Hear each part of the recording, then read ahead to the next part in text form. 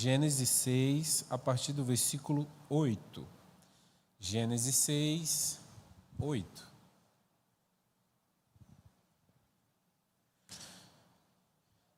Eu vou ler para ganharmos tempo. A minha versão é a NVI, Nova Versão Internacional. Vai dizer assim: Noé, porém, encontrou favor aos olhos do Senhor. Vou repetir. Noé, porém, encontrou favor aos olhos do Senhor. Pode tomar os vossos assentos, amém?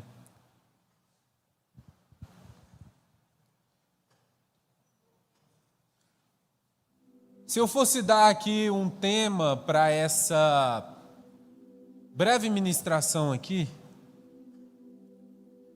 dentro do meu pequeno conhecimento, eu daria o seguinte tema: famílias que sobrevivem à tempestade. Eu sei que nós temos algumas famílias aqui que estão nos visitando. O propósito do culto é esse. E eu quero aprender juntamente com você, através da vida de um homem que ele nadou contra a maré, ele verdadeiramente se posicionou no meio de uma situação bem caótica. Por quê? Fazendo uma pequena introdução e trazendo um contexto para o que acabamos de ler, nós estamos falando aqui de Noé. E nos tempos antigos, a maldade da humanidade, ela havia se multiplicado grandemente na terra. Só para você entender do que se trata, eu quero pregar para você que talvez nunca tenha ouvido essa história. Então, os irmãos mais antigos da fé que conhecem a história, um pouco mais de paciência. Eu quero atingir a todos nessa noite, amém? E dentro desse contexto, dessa maldade que acabou se espalhando por toda a terra, Deus ele viu que os pensamentos dos homens eram continuamente maus. E o nosso próprio Deus, ele lamentou ter criado o ser humano, decidindo, após isso, a extinguir a humanidade, a destruir toda a terra através de um dilúvio. E se você estiver com a Bíblia aberta, vai conter isso em Gênesis 6, a partir do versículo 5, do 5 ao 7 vai dizer isso, sobre isso. Só que o mais interessante é que Noé achou graça aos olhos de Deus.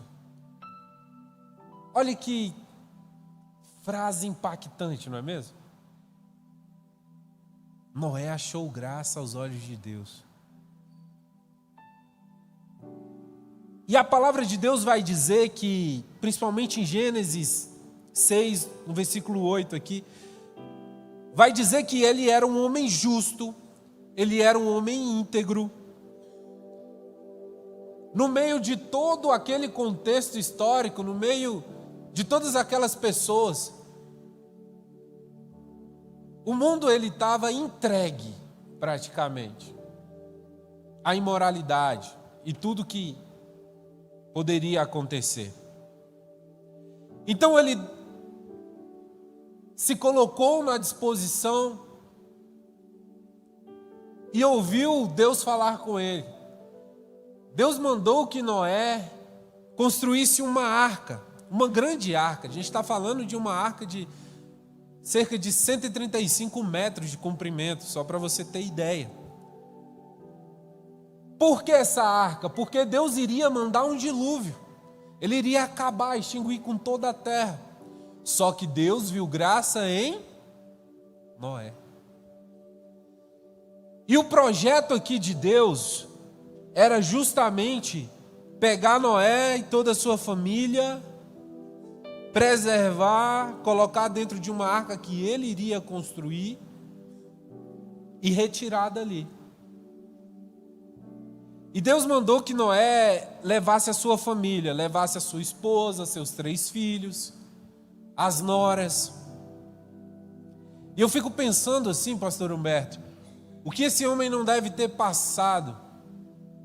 Piadas entre as pessoas.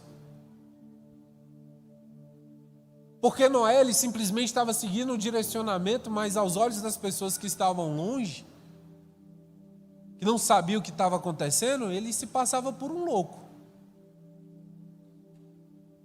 E talvez se ele tentasse explicar alguma coisa, iria complicar ainda mais ainda. Mas é essa a história de Noé. Ele construiu a arca, ele colocou toda a sua família. Noé, ele entrou na arca por cerca de 600 anos, quando ele tinha 600 anos de idade. E Deus fechou aquela porta.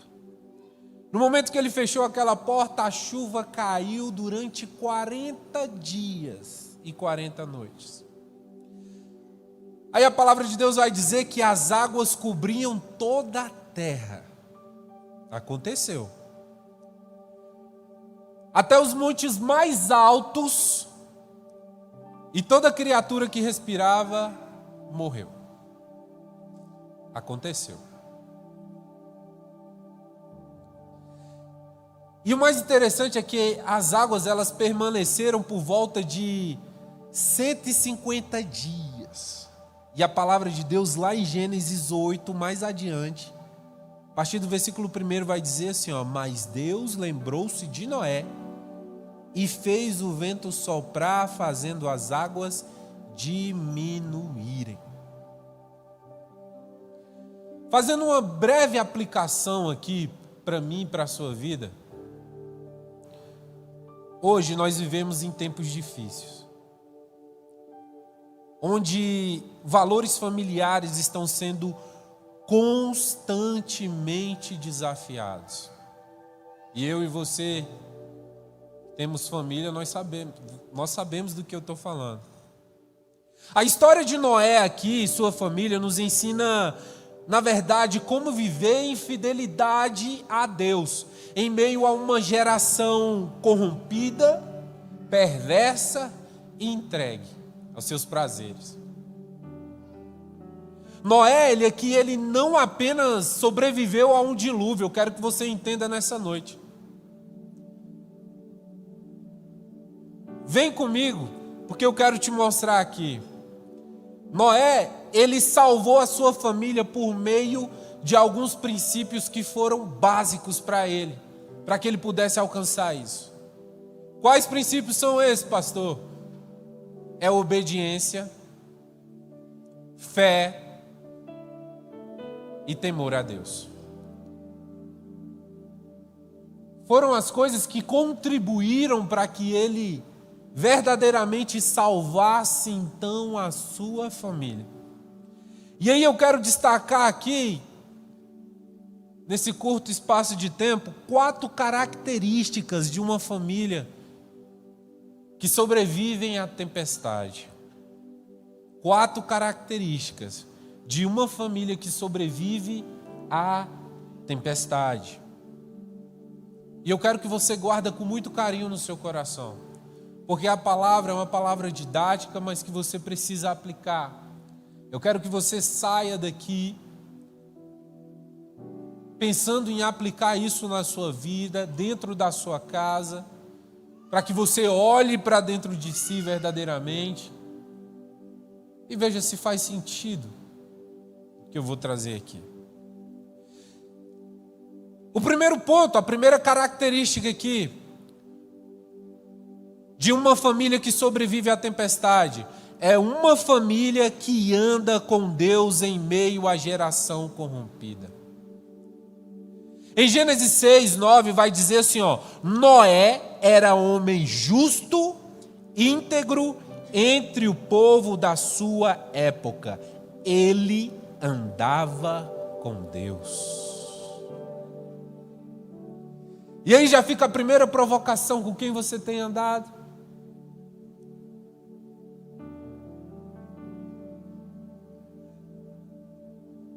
Aí outra provocação que veio de encontro à minha pessoa: será que eu e a minha família estamos dispostos a serem diferentes da multidão? Porque isso implica muita coisa, envolve muita coisa. E em tempos de impunidade aqui, Deus ele procura uma família que ande com Ele. E uma referência aqui que vai, na verdade, dar ênfase ainda mais a isso daqui, é Filipenses 2, a partir do versículo 15, que você bem conhece. Para que venham a tornar-se puros, irrepreensíveis, filhos de Deus, inculpáveis, no meio de uma geração corrompida e depravada. Porque a primeira preocupação é como está a nossa família no cenário a qual nós estamos inseridos atualmente. O que a nossa família tem feito? Eu tenho andado com Deus? Pai, eu tenho andado com Deus? Filho, eu tenho andado com Deus? Esposa, eu tenho andado com Deus? Olha, Pai, eu quero te dizer que sobre os teus ombros existe uma responsabilidade muito grande. Porque os nossos filhos, e eu já estou me incluindo porque a minha promessa está chegando, amém? Senhor, a igreja concordou. Porque os nossos filhos, eles vão olhar constantemente, e quando eu tiver o meu, eu tenho certeza disso, que ele vai começar a replicar tudo que eu fizer. Porque eu vi isso dentro de casa. Através dos meus sobrinhos, das minhas sobrinhas, eu tenho 7, graças a Deus. E eu ajudei a criar uma, já está com 14 anos. Então eu vi de pertinho como é que é. Começa a replicar. Mas a minha pergunta, a minha provocação para você, pai, para você, mãe, é: você tem andado com Deus e isso tem ficado claro dentro da sua casa? O seu filho tem visto isso verdadeiramente? Porque a primeira característica aqui que eu quero abordar aqui é: uma família que anda com Deus em meio à geração corrompida, ela se destaca. Se destaca tanto que é perseguida muitas das vezes. Mas o destaque maior não é nem aqui na terra, mas é aquilo que gera no céu. Porque perseguição por perseguição, eu quero te lembrar uma coisa: você escolheu a seguir um líder que durante toda a sua trajetória aqui na terra foi caluniado, foi cuspido, foi maltratado, foi chicoteado e teve a morte de cruz. Mas ao terceiro dia ele ressuscitou. Então seria pequeno demais pensarmos que a nossa recompensa está aqui na terra.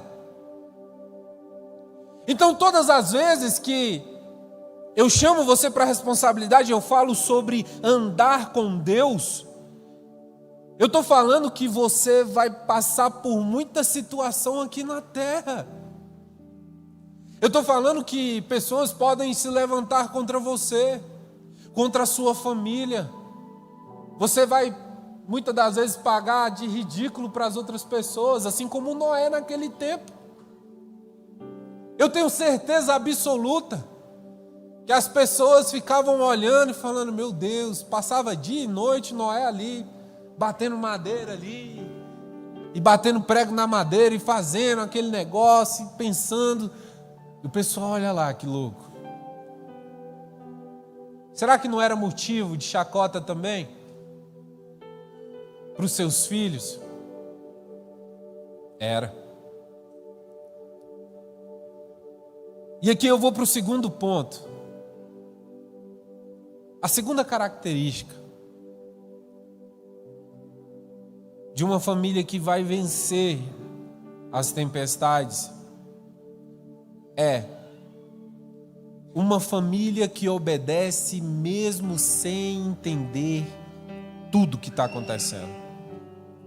Gênesis 6, a partir do versículo 22, vai dizer assim: Noé fez tudo exatamente como Deus lhe tinha ordenado. Eu vou repetir: Noé fez tudo exatamente como Deus lhe tinha ordenado. Você percebeu aqui uma coisa? Noé, ele não obedeceu parcialmente. Ele fez exatamente aquilo que o Senhor ordenou. E deixa eu te dizer uma coisa aqui também. Talvez a mensagem para alguns não esteja sendo tão agradável assim. Talvez você pensou em sair da sua casa e ouvir uma mensagem mais triunfalista. Mas aquilo que o Espírito Santo de Deus colocou no meu coração é exatamente isso. E nesse ponto aqui, eu preciso te dizer que obediência parcial é desobediência. Pastor, eu não entendi. Eu vou te explicar, eu vou te dar um exemplo bíblico de obediência parcial. Saul. A palavra de Deus vai dizer que Saul, ele simplesmente recebeu uma orientação de Samuel, profeta Samuel. O profeta Samuel falou assim: olha, Saul, reúne todo o seu povo, vai de encontro, aos amalequitas. Lembrei, eu estava fazendo confusão nesse nome. Vai de encontro aos amalequitas e é para destruir tudo. Assim diz o Senhor: destrói tudo. Eu quero que destrói os gados, é para destruir as ovelhas, é para destruir as mulheres, os homens, tudo. É para aniquilar os amalequitas. Aí Saul prontamente reúne todo o seu exército e vai cumprir a ordenança. Só que sabe o que acontece? No momento que ele chega lá com seus soldados, mais de 200.000 soldados, eles aniquilam, eles acabam com tudo. Só que Saul mandou pegar tudo que podia aproveitar. Os bois, as ovelhas, tudo que ele via que tinha um certo proveito, ele, não vou destruir, eu vou aproveitar. Aí ele preferiu fazer o quê? Reter. Aí Saul, ele chegou na sua terra, comemorou, o povo estava todo comemorando, e o Senhor fala com Samuel: vai lá em Saul, porque Saul me desagradou, e porque ele me desagradou, eu vou tirar agora o reinado dele. Aí Samuel prontamente chega, fala com Saul. Saul, é interessante que Saul fala assim: mas eu fiz aquilo que Deus mandou. E Samuel vira para ele e fala assim: você não fez. Não, eu fiz aquilo que Deus ordenou. É só porque eu via que, na verdade, foram os soldados. Eu não queria me indispor com os soldados. Os soldados simplesmente viram que dava para aproveitar as ovelhas, dava para aproveitar as cabras, dava para aproveitar os bois, mas na verdade eu queria usar isso na oferta de sacrifício ao Senhor. Era isso que a gente queria, no final das contas era para o Senhor. Saul vira para ele e fala assim: não foi isso que o Senhor ordenou. O que o Senhor ordenou foi que você aniquilasse e acabasse com tudo. E você desobedeceu. Porque você desobedeceu, ou teve uma obediência parcial, podemos dizer assim. Eu vou tirar o reinado de você. Esse é um exemplo bíblico de obediência parcial. E aí, trazendo exatamente, fazendo um paralelo aqui com a vida de Noé.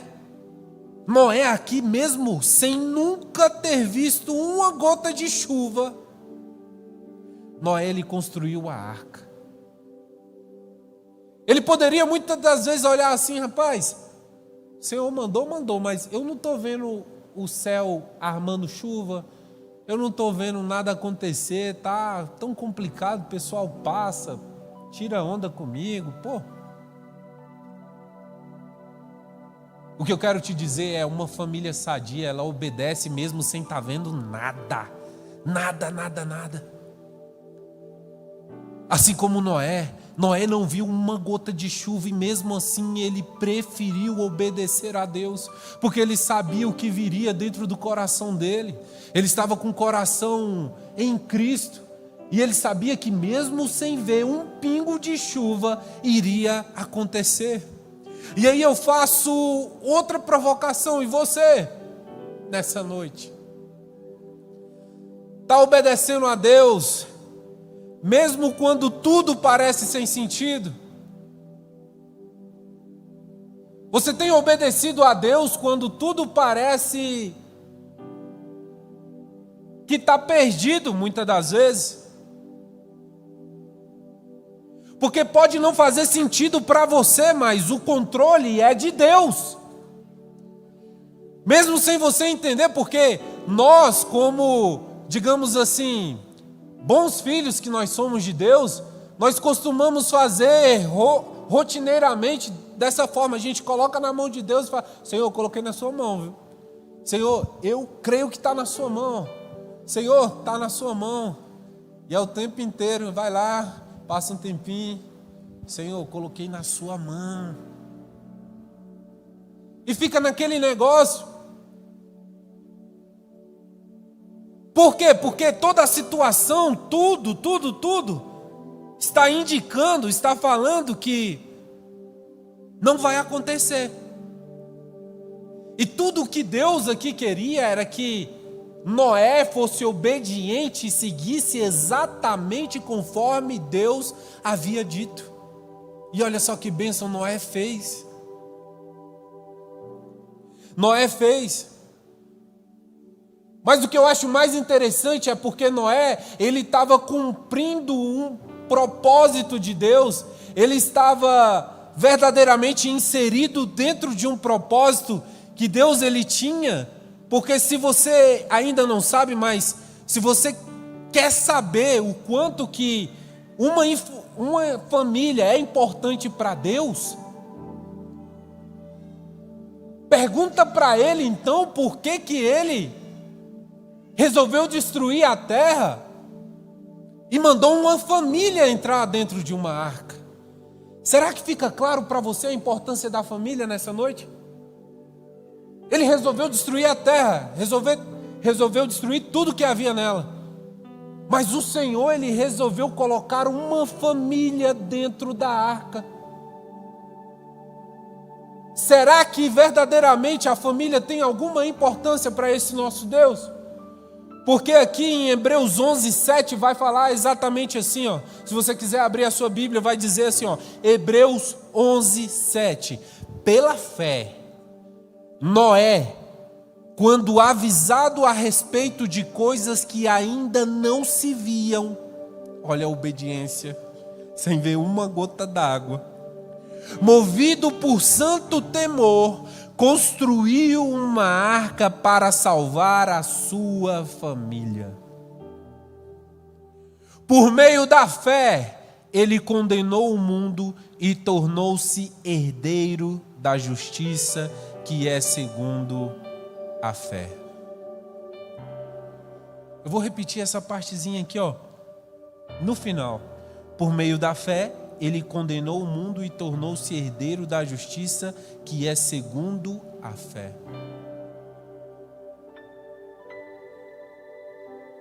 Meu amado irmão, nós bem sabemos que a Bíblia, ela explica a Bíblia. E acontecimentos aqui do Antigo Testamento vai apontar para acontecimentos do Novo Testamento. Nós estamos falando aqui de família. Nós estamos falando aqui verdadeiramente de um homem que resolveu romper, resolveu não ser igual ao mundo, ao contexto ao qual ele estava inserido. Só que eu preciso dizer para você também que está nos visitando. Isso daqui na linha teológica, né? Nós estamos falando de um tipo. É um tipo que aponta para o antítipo. Como assim, pastor? Não entendi. Essa história que foi contada sobre Noé, a arca, os seus filhos que entram juntamente com a sua nora, está apontando, na verdade, para o sacrifício de cruz, está apontando para o Calvário. Lá no Novo Testamento, quando Jesus entregou a sua vida por mim e por você. Você sabe por quê? Fazendo um paralelo entre as duas histórias. Aqui está prefigurando, está apontando exatamente para o acontecimento de cruz. Porque aqui nesse contexto aqui, o barco, a arca é Jesus. As águas aqui é o mundo, a sua corrupção e tudo de ruim que existe. E Noé, juntamente com a sua família, dentro dessa arca somos eu e você. É o mesmo sacrifício que Cristo fez na cruz um dia por mim e por você. No momento que eu olhei essa passagem aqui, eu comecei a chorar e falar com o Senhor. Porque a arca verdadeira é Cristo. A arca verdadeira a qual a minha e a sua família precisa estar agarrado, dentro, coberto, seguro, é Cristo. E Ele já entregou a sua vida por mim e por você. Ei, eu quero te dizer um negócio, aleluia. Eu quero te dizer um negócio, essa arca que está tomando essas pancadas das ondas, foi a morte de Jesus lá na cruz por mim e por você. As mesmas pancadas dessas águas que batem nessa arca, foi o que Jesus passou na cruz por mim e por você, para que pudéssemos estar salvos, livres, entregues, para que pudéssemos estar hoje aqui inseridos. A mesma situação que aconteceu com Noé e sua família. Enquanto o mar estava revolto, o mundo estava a pique. O que aconteceu com aquela família? Aquela família estava segura na arca. Aquela família estava vendo, estava acontecendo uma tempestade. Tudo estava desmoronando.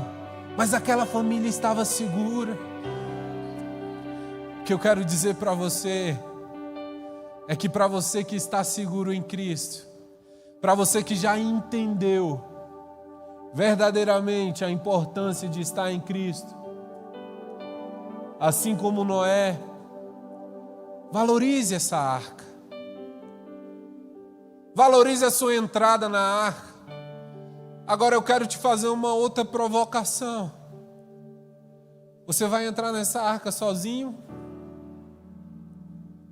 Você vai entrar nessa arca sozinho porque quando o Senhor olhou para Noé, Ele não viu apenas Noé. Ele viu uma família.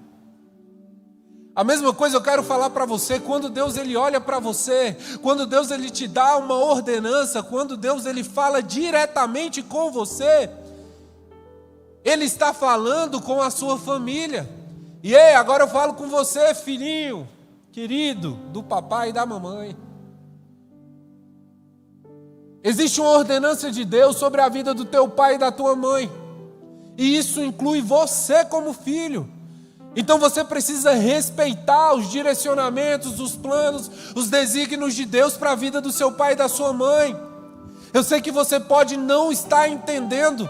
Pastor, mas já é a terceira transferência, eu não consigo simplesmente me firmar em um lugar, eu faço amizade, de repente eu já tenho que sair de novo, de repente outras pessoas, isso está me cansando. Calma, o Senhor está projetando o seu futuro, e Ele não vai te deixar de lado. O seu Deus, o meu Deus, Ele não está compromissado apenas com o futuro dos seus pais, que você precisa agora ficar carregando uma malinha para cima e para baixo. Agora é para cá, agora é para cá, agora é para cá. Não, Deus está te preparando para um novo tempo em nome de Jesus.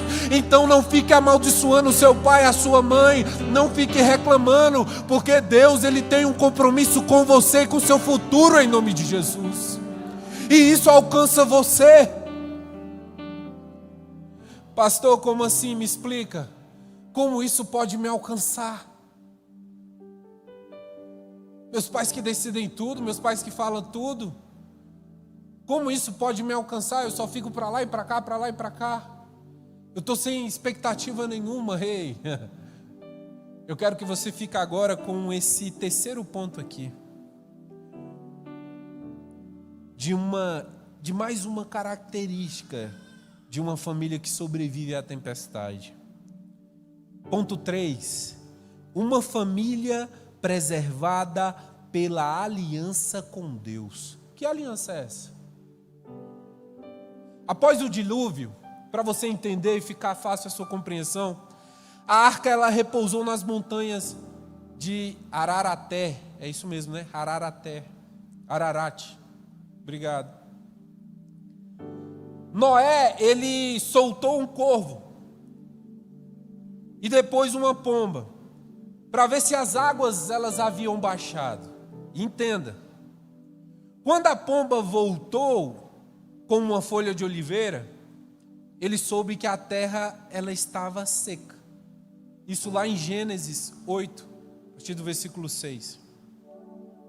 Após mais um ano na arca, mais ou menos, Deus mandou Noé sair com a sua família e com os animais. Aí vem então a aliança com Deus. Olha que coisa interessante. Olha que coisa interessante. Noé, ele ofereceu um sacrifício a Deus. Assim que ele sai da arca, ele oferece um sacrifício a Deus. Assim que ele sai da arca, ele oferece um sacrifício a Deus. Olha só que interessante. Talvez na minha cabeça e na sua cabeça eu acabei de sair da arca. O mundo está devastado. Então, não tem mais ninguém. O que eu vou fazer? Vou procurar uma casa. Vou fazer uma casa. Na lógica humana seria isso. Mas não. Olha só que interessante. Deus então ele faz na verdade, Noé oferece um sacrifício a Deus. E o Senhor prometeu nunca mais amaldiçoar a terra, nem destruir toda criatura com algum tipo de dilúvio. Deus então ele faz uma aliança com Noé e com toda a humanidade. Isso inclui eu e você. Estabelecendo o arco-íris que eu e você conhece como um sinal dessa aliança. Mas o mais interessante aqui é Gênesis 9, a partir do versículo 11, que vai dizer assim: estabeleço a minha aliança com você e com os seus futuros descendentes. Marca aqui esse ponto. E eu quero voltar exatamente para a ideia de sair da arca e construir uma casa. Você também pensou a mesma coisa que eu, não pensou? Se você sai da arca, se você não tem mais a arca, você vai querer o quê? Uma casa. Você vai querer colocar todo mundo lá. E eu acho tão interessante aqui, tão interessante que Noé, como pai de família, ele se preocupa em fazer primeiro o sacrifício.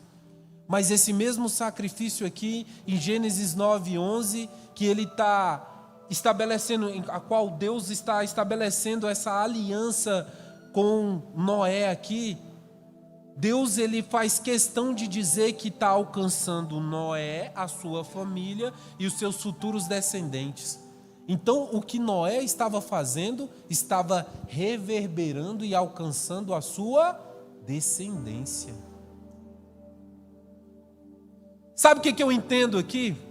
A finalidade aqui de Noé teve impacto diretamente nas futuras gerações.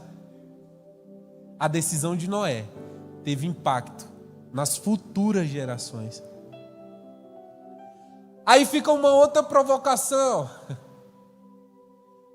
Você está construindo uma aliança com Deus e os seus filhos e netos poderão herdar essa aliança que verdadeiramente você tem construído com Deus? O que está reverberando? O que está ficando para as outras pessoas que vêm depois da gente? Se viesse, Jesus não voltar. Porque eu vou falar a verdade para vocês, meus amados irmãos. Boa parte das pessoas que estão aqui nessa noite, elas só estão aqui porque faz parte de uma promessa feita para os pais lá atrás. O primeiro da lista sou eu. Eu tenho para mim que se fosse por mim mesmo,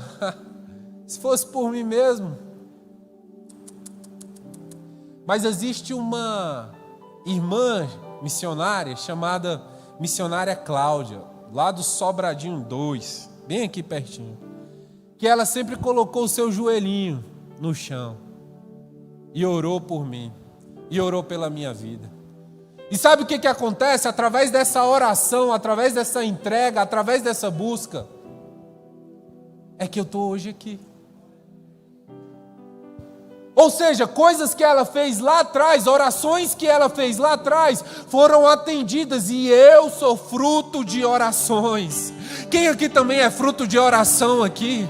Quem é fruto aqui de uma entrega, de uma busca? Ah, não sei. Mas eu vou te falar uma coisa. Eu sou fruto de oração, você é fruto de oração, de uma devoção ao Senhor. E os seus filhos também vão ser. E eu quero dizer aqui para mães aqui que está vindo e está deixando seus filhos em casa, eles serão alcançados em nome de Jesus. Não fica preocupada, meu Deus, mas vai sair para a festa de novo, menino. Ah, vai sair para a festa, vai fazer isso de novo, menino. Calma, calma teu coração, porque Deus está no controle de tudo. Só não perca a sua fé. Venha aqui verdadeiramente, se entregue, ore pela vida dele, tenha sabedoria ao falar com teu filho, mas saiba que o teu milagre está chegando e você vai ver ele aqui, porque é promessa de Deus. Pastor, isso é bíblico? É. Me cita um exemplo então bíblico de quem foi alcançado por causa de seus pais. Salomão. Salomão, ele foi alcançado por causa de seus pais, por causa do seu pai Davi. Olha só, abra sua Bíblia aí em 1 Reis 11, a partir do versículo 12. Vai dizer assim: no entanto, por amor a Davi, seu pai, isso é Deus falando com Salomão, por amor a Davi, seu pai, não farei isso enquanto você viver, eu o tirarei da mão do seu filho. Em rápidas palavras aqui, Salomão, ele foi um dos homens mais prósperos que já existiu. Ele foi um homem que teve um reinado espetacular. Só que no final do seu reinado ele se desviou. Ele acabou flertando com os deuses das suas concubinas, das suas mulheres. E ele acabou se desviando. E aí a promessa de Deus, a promessa que Deus tinha na vida de Davi era tão grande que alcançava a vida de Salomão. E Deus, ele fez questão de falar que não era por causa dele, de Salomão, mas que era por causa de seu pai, Davi. Fica tranquilo. Tem resposta de Deus para a sua casa. Fica tranquilo. Só esteja obediente. Só não ande de acordo com o mundo. Adote essas características aqui para dentro da sua casa, para dentro da sua família. E saiba que por mais que o seu filho não esteja do seu lado aí, nessa cadeira hoje, a sua filha, ele e ela será alcançado em nome de Jesus. Descansa o seu coração, isso não pode ser um impeditivo para que você não venha para a igreja. Mas faz tanto tempo, mas Deus nunca faz. Calma, vai ser alcançado em nome de Jesus. E eu preciso correr aqui para trazer o último ponto aqui, a última característica de uma família guardada em meio à tempestade. Ponto 4 aqui. Família que prospera sobre a tempestade é uma família que adora em meio ao recomeço. Como assim, pastor? Adora em meio ao recomeço. Gênesis 8, 20 vai dizer assim: depois Noé construiu um altar dedicado ao Senhor. Lembra? Eu falei lá atrás sobre a primeira coisa que ele sai da arca, ele construiu um altar, ele sacrificou. em vez dele fazer uma casa. Pastor, o que o senhor quer dizer com isso? Toda restauração, ela começa com uma adoração. Quando a tempestade passar, eu preciso te dizer isso, o primeiro passo não é reconstruir a casa, mas o altar. O problema é que tem gente que está invertendo isso daqui. Não, primeiro eu vou resolver lá em casa para depois eu construir o altar. Ei, é o altar. É o altar da adoração. Se a sua família por algum motivo precisa ser restaurada, reestruturada, se tudo está devastado dentro do seu lar, monte primeiro um altar. Pense primeiro em sacrificar verdadeiramente. Pense primeiro em se achegar no altar, se humilhar, entregar a vida da sua família, a sua vida. Porque quem vai construir o seu lar, a sua casa, quem vai se encarregar de fazer isso é o próprio Deus.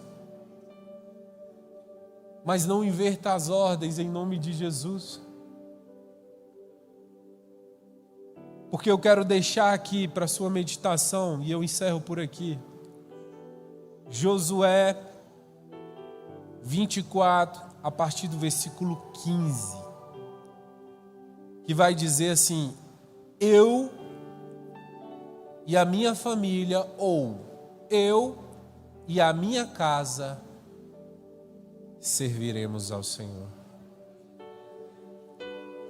Eu e a minha casa serviremos ao Senhor. Se isso é uma verdade na sua vida, se coloque de pé nesse momento. Você pode repetir comigo: eu e a minha casa serviremos ao Senhor. Eu e a minha casa serviremos ao Senhor. Aleluias! Para poder concluir, a história de Noé aqui não é apenas sobre um homem, mas é sobre uma família que decidiu andar com Deus em tempos difíceis. Famílias que obedecem, adoram e vivem pela fé serão preservadas. Mesmo quando o mundo todo ao seu redor for engolido pelo caos, a família permanece inabalável dentro da arca que é Jesus. Aí fica aqui o meu apelo final. Pais, vocês estão construindo uma arca espiritual para a sua casa. Fica essa provocação. Filhos, vocês estão dispostos a seguir a direção dos seus pais, que andam com Deus? E essa vai para toda a família. Famílias, vocês estão construindo um altar de adoração ao Senhor? Eu quero te convidar a construir um altar de adoração. Eu quero que você, verdadeiramente, se essa palavra falou ao seu coração nesse momento, eu quero aqui fazer um convite. Eu quero fazer 2 orações. A primeira oração eu quero fazer para você que não está na arca. Eu quero fazer uma oração para você que entendeu que precisa restaurar a sua família, precisa de restauração na sua família, através dessa atitude de entrar na arca. Pastor, como assim? Que atitude é essa de entrar na arca? A grande maioria aqui já está na arca. Levanta a mão só quem é cristão aqui, quem já aceitou Jesus e que está firme. A maioria das pessoas, está vendo? Mas eu estou falando com você que ainda não está na arca, que é Jesus. Que quer reconciliar, ou que quer aceitar Jesus. Eu quero fazer esse convite para você nessa noite. Se apressa em entrar na arca, porque o mundo está desmoronando, as coisas estão acontecendo, e eu preciso te dizer que Jesus está voltando, e Ele vem buscar a sua igreja, Ele vem buscar quem verdadeiramente está dentro da arca, e você não pode ficar de fora, assim como aquelas pessoas que naquele tempo ficou de fora e infelizmente foram tragadas pelas altas tempestades, pelas águas. Não seja uma pessoa assim também. Eu quero te fazer esse convite, vem até aqui na frente que eu quero orar por você. Você que ainda não entregou a sua vida a Jesus e pensou assim, olha, se eu tiver a oportunidade de entregar a minha vida a Cristo hoje, eu vou entregar. Você viu que a maioria das pessoas aqui levantaram as mãos.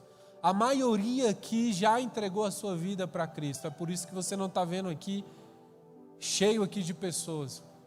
Mas essa oportunidade é para você, que ainda não entregou a sua vida a Cristo. Existe alguém no meio de nós que deseja entregar a sua vida, que deseja verdadeiramente entrar nessa arca, mas não entrar sozinho, entrar com toda a sua família. Eu quero estender esse convite para você. Eu vou esperar mais um pouco. Se você quiser, nós estaremos orando aqui por você. Existe alguém? Levante a sua mão aqui, assim, se existe alguém. Eu quero fazer uma oração por você, não? Que Deus possa te abençoar e te conceder uma nova oportunidade. Nesse momento eu quero orar aqui por famílias. Eu quero orar aqui por pessoas que já estão dentro da arca, mas muitas das vezes está vendo, Senhor, eu preciso de uma restauração. Senhor, eu preciso que o meu filho seja alcançado. Senhor, eu preciso verdadeiramente que a minha família ande dentro dessas 4 características que o pastor pregou. A gente precisa andar em obediência, a gente precisa andar verdadeiramente não conforme o mundo, mas na contramão do mundo. A gente precisa erguer um altar de adoração. Eu quero orar por você. O pastor César falou uma coisa muito interessante esses dias. Nós precisamos verdadeiramente, nós precisamos nos posicionar. Então não adianta você aí do seu lugar falar assim, não, eu vou receber a oração aqui do lugar, não. Se é pela sua família, você precisa se posicionar. Então eu quero te fazer um convite, vem até aqui na frente, porque eu quero orar pela sua vida, orar pela vida da sua família. Nós estaremos intercedendo aqui, orando. E o seu filho será alcançado, a sua nora será alcançada, os seus pais serão alcançados, através da nossa oração que nós vamos fazer neste lugar. Nós vamos clamar, nós vamos interceder. E cadeias irão se quebrar nesse momento. Eu não estou te chamando aqui para você fazer uma mera oração, não. Eu estou te chamando aqui para guerrear agora pela tua família. Se você sentiu no seu coração, saia do seu lugar, venha até aqui na frente, porque nós vamos guerrear pela nossa família. Ei, vai ficar todo mundo na arca. Todo mundo vai entrar na arca, não vai ficar ninguém de fora. Não vai ficar ninguém de fora em nome de Jesus. Aleluias. Você que está aqui na frente pode ir orando, pode ir falando com o Senhor. Pai, nós estamos aqui, Senhor, na tua presença, Senhor. Os teus filhos se posicionaram, Senhor, pelas suas famílias. Senhor, nós queremos declarar sobre todas as famílias agora, Pai, restauração. Pai, nós clamamos por restauração, Senhor, neste momento. Pai, vai de encontro, Senhor, a essa filha, vai de encontro a esse filho, Senhor, que saiu do seu lar dizendo que ia para uma festa, dizendo que não tem vontade de ir para a igreja. Ah, Pai, que eles sejam alcançados agora em nome de Jesus. Sejam alcançados agora em nome de Jesus. Espírito Santo vai de encontro a cada um deles.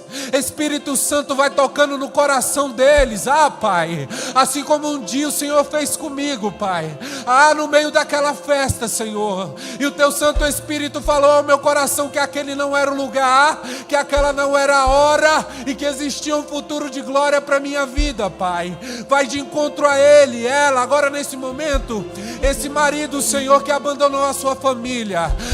Essa mulher, Senhor, vai de encontro agora, Senhor, vai quebrando as cadeias, Espírito Santo de Deus, vai alcançando, Senhor, Pai, que no coração dele, Senhor, possa, Senhor, verdadeiramente, Senhor, sentir o toque do Teu Espírito agora. Toca, Espírito Santo, alcança. Pai, nós oramos a Ti, nós oramos por casamentos aqui agora, Pai. Nós oramos, Senhor, pela restauração completa, Senhor, alianças quebradas, Senhor, alianças, Senhor, Jesus Cristo, enferrujadas, Pai, que possa, Senhor, ter novidade de vida neste casamento. Pai, não haverá divórcio, não haverá separação, não haverá, em nome de Jesus, famílias destruídas. Em nome de Jesus nós glorificamos o Teu nome. Santo Espírito de Deus, venha tocando, Senhor, em cada família, venha restaurando, Senhor, venha levantando, Pai, a cada um dos Seus filhos, que haja renovo, que haja alegria dentro desta casa, Pai, que dentro deste lar, Pai, possa haver, Senhor, salvação, que dentro deste lar, Pai, possa haver provisão, que dentro deste lar, Pai, possa haver promoção em nome de Jesus. Pai, nós oramos a Ti, nós apresentamos a nossa família, nós apresentamos, Senhor, a Ti, em nome de Jesus.